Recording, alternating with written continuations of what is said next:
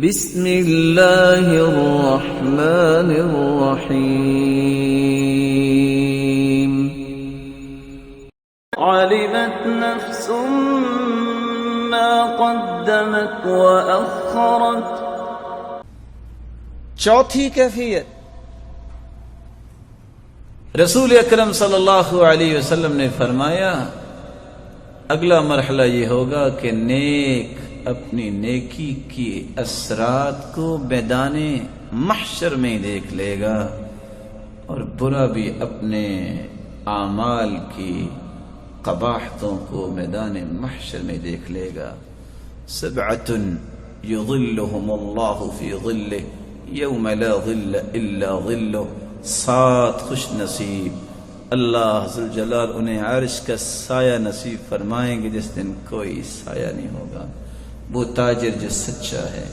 وہ عدل کرنے والا انسان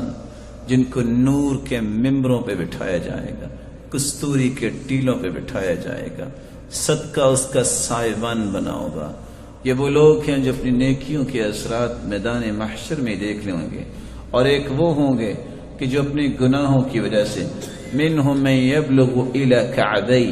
کسی کا پسینہ اس کے ٹخنے تک ہوگا، منہم من یبلغ الی رکبتی، کسی کا پسینہ اس کے گھٹنے تک ہوگا، منہم من یبلغ الی حقوی، کسی کا پسینہ اس کی کمر تک ہوگا، ومنہم من یلجمہم الجاما، کسی کا پسینہ اس کے منہ تک ہوگا جیسے لگام پہنائی ہوئی ہے، ومنہم من یبلغ الی 70 ذراعا،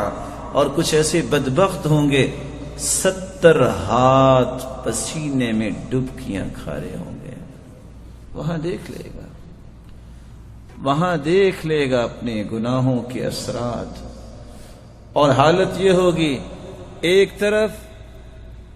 انبیاء، صلحاء، اللہ کے محبوب، اللہ کے عرش کے نیچے خوش باش، دوسری طرف چیخ و پکار، فلا يرى الأيمن الا يرى النار، دائیں دیکھے گا تو آگ، بائیں دیکھے گا تو آگ۔ کیا ہوا؟ کچھ لوگوں کے ہاتھ بندھے ہوئے ہیں، کچھ لوگوں کو زنجیریں ڈالی ہوئی ہیں، کچھ لوگوں کی آوازیں آ رہی ہیں، نظر نہیں آ رہے۔ اللہ کے رسول نے فرمایا من ظلم قید شبر من الارض، صحیح بخاری کی روایت ہے، ایک بالشت زمین جو ظلم کرتے ہوئے ہتھیا لیتا ہے اس کی نہیں، 5 سزائیں میدان محشر میں اسے سہنی پڑیں گی۔ پہلی سزا یحفر ترابها، 7 زمینوں کی مٹی کھودنی پڑے گی، یحمل ترابها،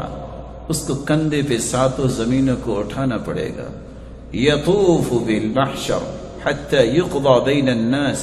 جب تک پوری دنیا کے فیصلے نہیں ہو جاتے وہ میدان محشر کا چکر کاٹے گا۔ طوقہ من 7 اراضین، 7 زمینوں کا طوق اس کی گردن میں ڈال دیا جائے گا۔ ثم خسف به حتی یبلغ 7 اراضین، پھر اللہ ذوالجلال 7 زمینوں کے نیچے اسے دھنسا دے گا۔ دنیا میں بھی نیکی کے اثرات اور برائی کے ساتھ نظر آئے، قبر میں بھی آئے، اور 2 طرح کی کیفیات اس نے حشر میں بھی دیکھ لی۔ یا ایھا الانسان